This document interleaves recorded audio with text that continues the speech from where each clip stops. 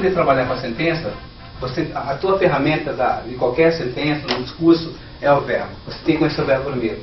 Então, qual que é o verbo da primeira sentença? É o are. Ok? Na segunda, qual que é o verbo da sentença? É o work. Está aqui. Na terceira, qual que é o verbo? Speaks. Ok? Na quarta, worked. Ok? E na quinta, o verbo é spoke. Tá? Então você tem aqui 5 sentenças. Então, perfeito.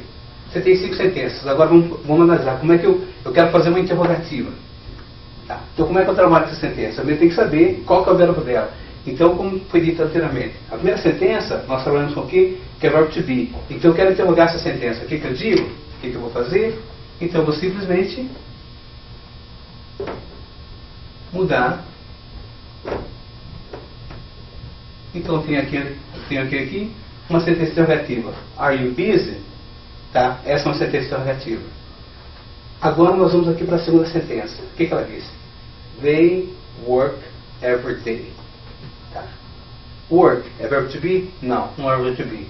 Então, como é que eu interrogo ela? Eu simplesmente faço aqui. Eu coloco do. Colocando do na frente da sentença, automaticamente ela passa para interrogativa.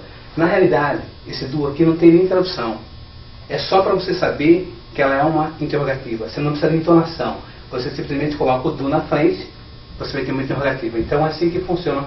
Quando você quer fazer uma interrogativa no presente, você simplesmente coloca o do. Mas você tem que conhecer o verbo. Esse verbo aqui é work. Tá? Aí nós vamos aqui agora. She speaks English. Tá? Muito bem. Então o que eu coloco aqui? Qual que é o verbo aqui? É o speaks. Só que tem um pequeno porém. No inglês, toda vez que o verbo tiver a letra S no final, automaticamente ele está falando aqui da terceira pessoa. Então, ele tem algumas regrinhas, mas o importante é isso. Se você vê um verbo no texto, seja lá no jornal, no livro, e nesse verbo tiver um S, você pode saber que ele está falando aqui do presente. Então, como é que eu interrogo no presente? O que eu primeiro faço aqui? Das. Ok? Então, o que ocorreu? Does she speak, drop S, ou seja, você vai colocar o does aqui, você tira o S, ou seja, o verbo volta para a forma infinitiva, e você tem uma interrogativa. Então, por que o does? Porque o verbo está na terceira pessoa. Repetindo, o verbo tiver o S, automaticamente ele está falando que é da terceira pessoa. Então, você vê aqui, does she speak English? Ok? Você tem uma interrogativa. Agora nós vamos para a quarta sentença. O que a quarta sentença diz? He worked yesterday. Tá? Eu estou afirmando, porque eu tenho aqui o subjeto, o verbo e o complemento. Então eu estou dizendo aqui que ele trabalhou ontem. Qual que é o verbo aqui? É o worked. Esse verbo, toda vez que no verbo tiver ed, automaticamente você está falando aqui do passado. Então, se você fala no passado, como é que você vai interrogar no passado? Você simplesmente coloca o quê? Did, tira o ed, e a sua sentença foi para o passado. Tá? Então, para você fazer uma interrogativa no passado, automaticamente você tem que usar o quê? O did. Tá? Então, como é que fica? Did he work yesterday? Tá? Então, interrogativa no passado, você faz com o did. Todos os verbos em um texto que tiver ed, ele está no passado. Ele é o quê? É os verbos regulares. Então, todos os verbos com ed, automaticamente está falando o verbo no passado, dos verbos regulares. Agora nós temos aqui, she spoke to my sister.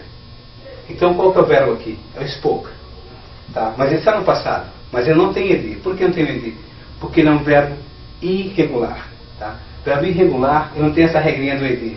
São verbos que você simplesmente tem que mentalizar. Tá? Você tem que memorizar esse verbo. Então, como é que eu faço, então? Então, para mim passar para a interrogativa, eu vou colocar aqui o did e o verbo volta para a forma definitiva. Então, did she speak to my sister? Tá?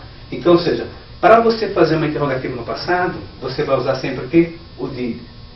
Mas tudo isso, pessoal, todas essas sentenças aqui, elas foram extraídas de um texto para poder usar para vocês como exemplo.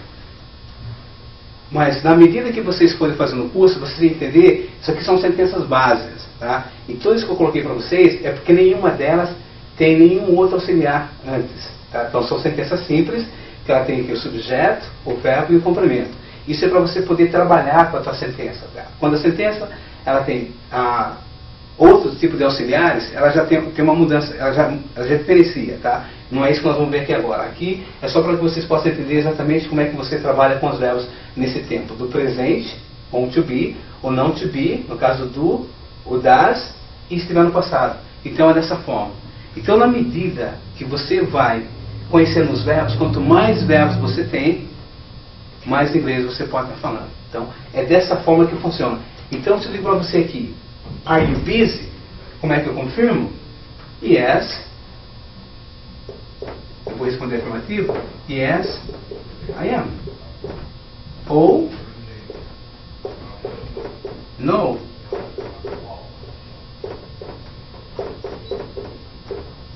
I am not.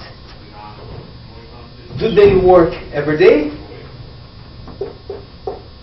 Yes. They do, ok? Eu estou respondendo positivamente. Isso eu vou negar. No, they don't, ok? Does she speak English? Yes, she does, ok? Or, se eu vou afirmar, né? Negando, afirmando. Negativa. No, she doesn't. Okay? Did he work yesterday? Yes, he did. Ok? E se você for negar? No, he didn't. Okay? Did she speak to my sister? Yes, she did. Okay? Or no, she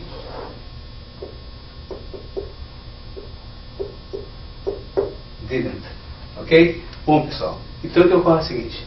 Então é dessa forma que você começa aqui a desenvolver o teu inglês. Então, quando você vai falar com um americano ou um estrangeiro que não fala português, você sempre fica atento da forma como ele iniciou a pergunta. Tá? Então, se ele iniciar a pergunta com você com o verbo to be, não importa o que ele perguntou. Você entendeu o que é o verbo to be? Você só tem duas respostas. Ok? Yes, I am. No, I am not. Tá? Então, você tem que estar atento à forma como iniciou. Então, se ele perguntou com to be, você responde com to be. Se ele perguntou com do, ele pode colocar 200 palavras. Mas se a sentença iniciou com do, a tua resposta é com do. Okay? Do they work every day? Yes, they do. No, they don't. Por quê? Porque quando ele usa esse auxiliar para fazer interrogativa, ele só quer simplesmente confirmar se sim ou não. Então você vai dizer yes, they do. No, they don't. Porque ele começou com o do. Se ele inicia com does, é a mesma coisa. Então, does she speak English? Yes, she does. No, she doesn't. Então, mesma coisa. Então, se eles começam com does, você responde com does. Aí ele começa com você com did. Tá? Did he work yesterday? Yes, he did. No, he didn't. Então, você fica bastante atento. Então, num diálogo, somente no início, para começar aprendendo, estar iniciando, a pessoa vai começar a fazer essas perguntas para você básicas nesse sentido, em relação aos verbos. Então, eu vou começar. Se é com to be, você responde com to be. Tá? Se é com do, você responde com do. Se é com does, você responde com does. Se é com did, você responde com did. Tá? Então é dessa forma que você trabalha em relação a verbo to be e a outros verbos. Tá?